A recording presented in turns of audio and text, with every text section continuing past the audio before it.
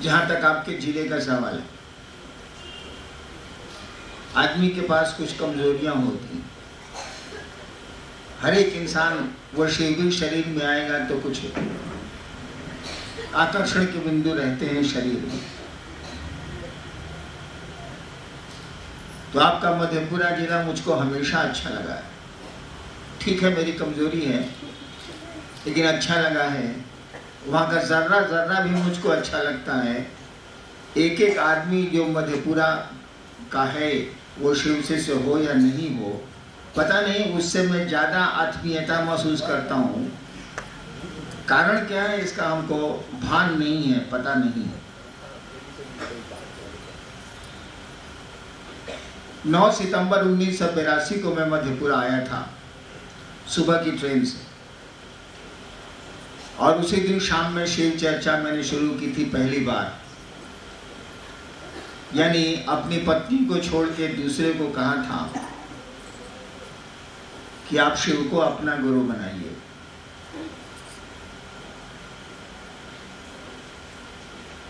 और उस आदमी ने मुझसे कहा था कि हाकिम जानते हैं कि शिव गुरु हैं।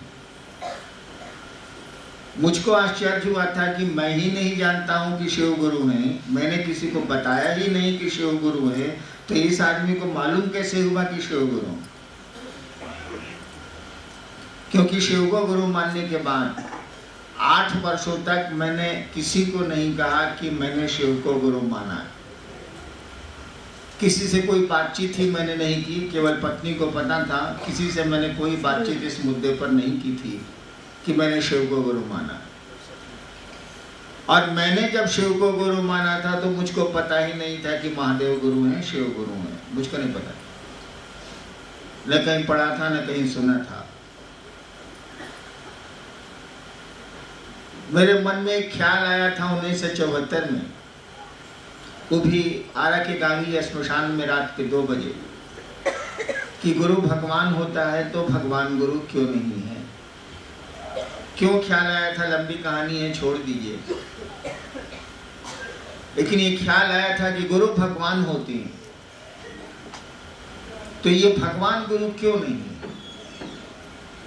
और मैंने सुना था, केवल सुना था, समझा नहीं था, केवल सुना था कि शिव भगवान को कहते हैं, शिव ईश्वर को कहते हैं, शिव का नाम महेश्वर भी है, ये सुना था। लेकिन ये नहीं सुना था कि वो गुरु हैं, ये मुझको खबर नहीं थी। बस शिव को भगवान समझ के मैंने गुरु मान लिया। वो गुरु हैं ये मैं नहीं जानता। गुरु भगवान होते हैं तो भगवान गुरु क्यों नहीं है। शिव भगवान है इसीलिए गुरु है, ये मैंने हिसाब बना लिए थे, गणित बना लिया। और मेरा मन इस बात को स्वीकार करने को तैयार नहीं था कि शिव गुरु का काम करेंगे। गुरु है या नहीं ये तो पता ही नहीं था, भगवान तो है ये सुना था मैंने। जरा भी भरोसा मुझको नहीं था। भरोसा नहीं होने के भी कई कारण थे मेरे पास, और कोई भरोसा महादेव पर नहीं था, वो तो अभी भी नहीं है, क्योंकि वो सुनता है समझता नहीं है, इसलिए उस पर भरोसा नहीं है। ये कहानी मैं सुना दूंगा।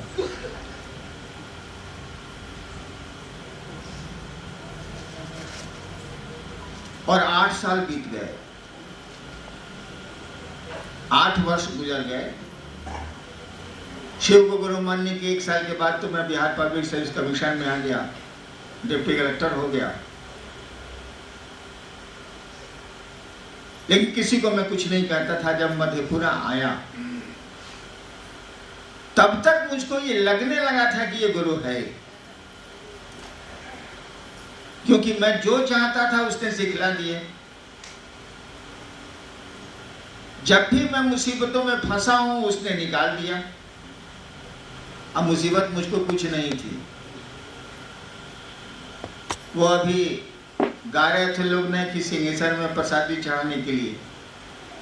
लंबी कहानी हो जाएगी, उतना तो सुना नहीं पाऊंगा आपको क्यों ये घटना घटी थी। लेकिन जब प्रसाद की थाली मंदिर में चढ़ी तो सच मानिए कि मुझको कुछ पता नहीं था। वो ताव ताव की बात थी। ताव में मैंने ऐसा कह दिया था और ताव में मैं फेरे में पड़ गया था। होता नहीं है मोच की लड़ाई का। तो मजिस्ट्रेट था ही, सिवान घर है ही, और थोड़ा बचपन से ही बदमाश था, तो मूछ की लड़ाई में मैं फंस गया था। और जब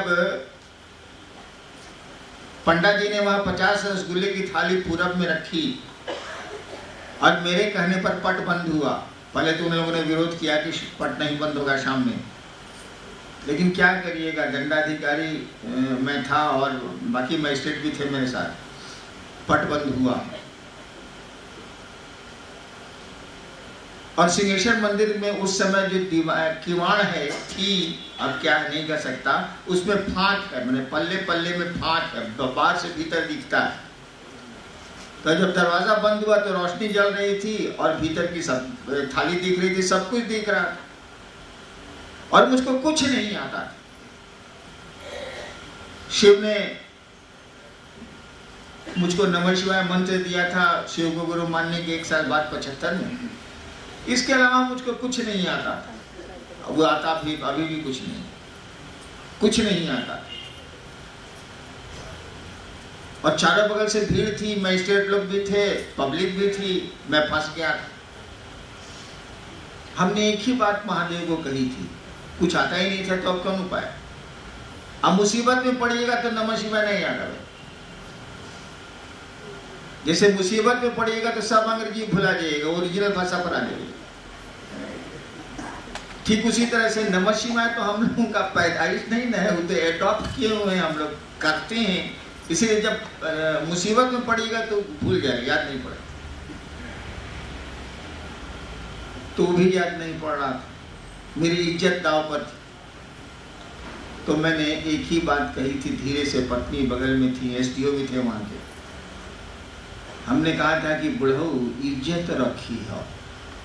मैंने कहा ना कि जब मुसीबत में पड़ेगा तो अपनी ओरिजिनल भाषा आ जाएगी, सब अंग्रेजी भुला जाएगी। तो मैं सिवान का रहने वाला हूँ, धीरे से मैंने कहा कि बुढ़ऊ, मैंने महादेव, बुढ़ऊ इज्जत रखी हो। इतना मेरा कहना था कि बिजली कट गई।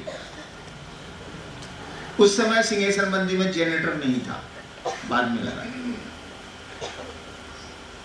विश्वेंद्र पंडा जी लोग खड़े थे, उन लोगों ने पता नहीं है कि नहीं धरती पर, उन लोगों ने भेजा पीछे से, भैरव मंदिर में पेट्रोमैक्स जल रहा, जला के शाम में रख दिया जाता था कि लाइन कटेगी, बिजली कटेगी तो मंदिर के परिसर में कम से कम रोशनी रहेगी, भीड़ रहती। हम लोग व्यवस्थापक थे ही उस मंदिर के। तो दौड़ के उन्होंने भेजा पेट्रोमैक्स लाने को, कि जल्दी से पेट्रोमैक्स लाओ। तो पेट्रोमैक्स को उठा के लाएगा, गर्म पेट्रोमैक्स को तो कुछ वक्त लगेगा। जैसे पेट्रोमैक्स की रोशनी आई बरामदे पे, अभी आ ही रहा था पेट्रोमैक्स, तो उसकी रोशनी फैलेगी ना, बरामदे पर चढ़नी शुरू हुई रोशनी, मंदिर के भीतर तो अंधेरा था, वैसे ही बिजली आ गई। यानी मुश्किल से 2 मिनट 1.5 मिनट के बिजली कटी। उसी बीच में बिजली आ गई और जो पूरब में वो बड़ी सी थाल रखी हुई थी रसगुल्ले वाली, जो साफ दिख रही थी, पूरब में थी, वो सीधे हम लोग देख रहे हैं कि शिवलिंग के पश्चिम चली गई।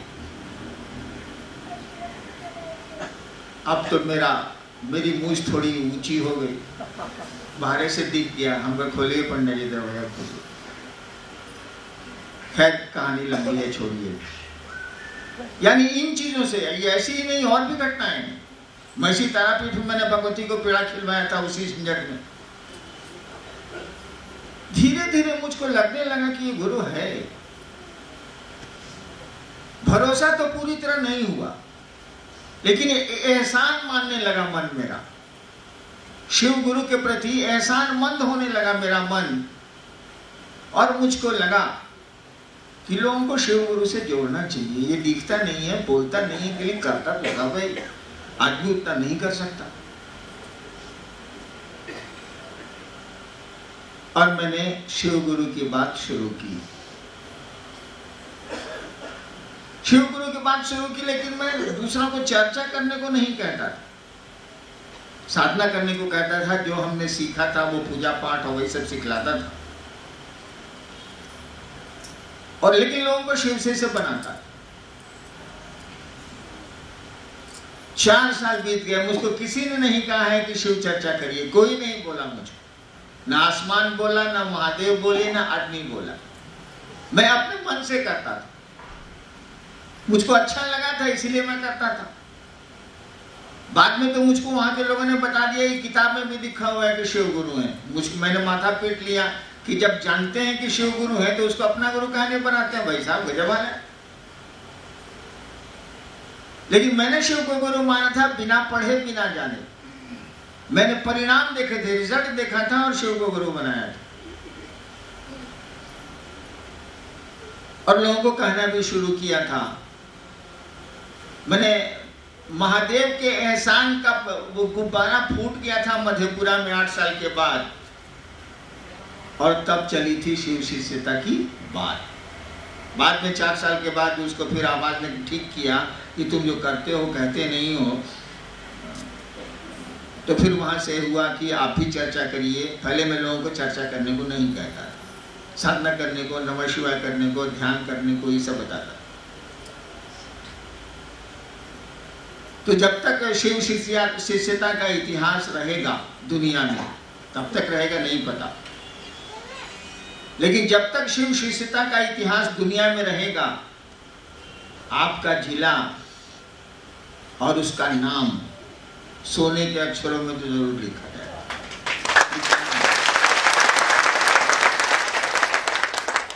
जब भी दुनिया में बात चलेगी शिव शिष्यता की, कहां से, किस जगह से शुरू हुई थी ये शिव चर्चा, तो देश आएगा, बिहार राज्य आएगा, और बिहार राज्य में मधेपुरा शहर आएगा, मधेपुरा जिला आएगा, आना ही आएगा।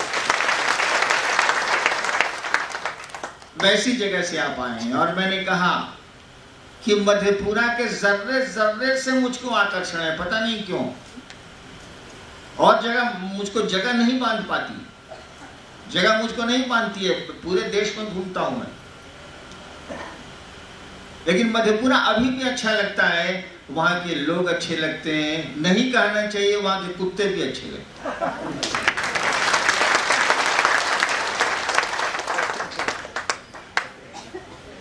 जहां तक महादेव के काम का सवाल है, मधेपुरा में शिव कार्य ठीक है, बढ़िया है, लेकिन ठहर नहीं जाना है, रुक नहीं जाना। आपको निकलना है पूरी दुनिया में शिव कार्य का झंडा लेके, शिव कार्य की बात लेके, महादेव की चर्चा को लेके पूरी दुनिया में बढ़ना है। बढ़ना ही होगा आपको, क्योंकि वहीं से ये बात शुरू हुई है।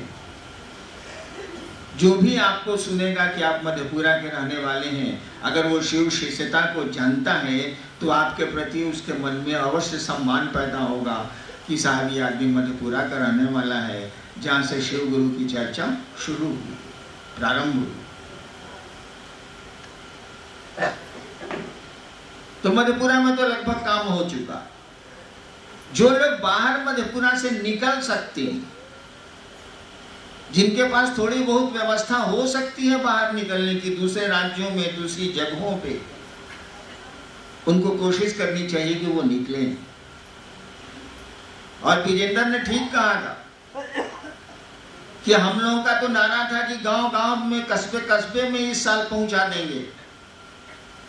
तो विजेंद्र ने कहा कि जहां गांव में पहुंच गया है वहां आदमी आदमी में पहुंचाइए, घर घर में पहुंचाइए।